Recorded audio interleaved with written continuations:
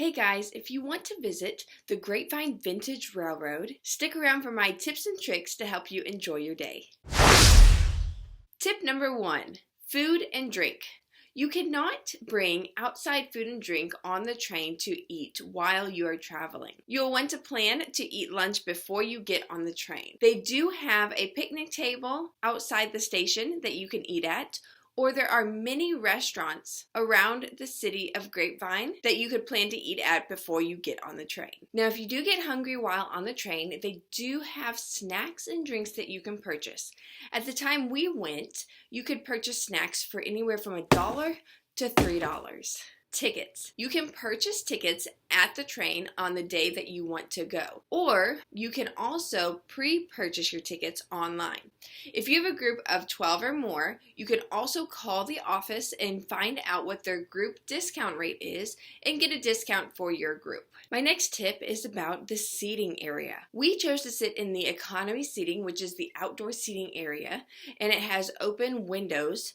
This can be fun, but don't forget in the summer it can also get very warm as there's no air conditioning and just fans overhead. In the open air seating, the backs to the seats are movable. So if you have a party of 4, you can sit facing each other and enjoy the ride together. And if not, you can move the seat to just allow for 2 people in that section. One thing you do want to be aware of is that you should expect delays going and coming on the train.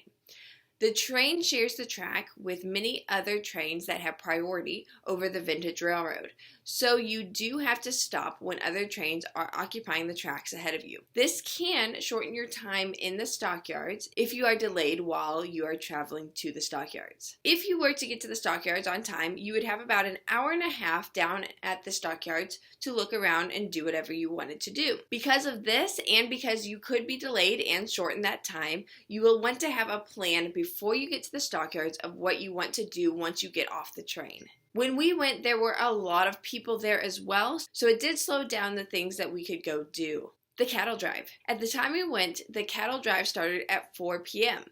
You could line up along the street at the Stockyards and watch the cattle drive right before you have to board the train to go back to Grapevine. The cattle drive started at 4 p.m. and boarding the train started at 4:05.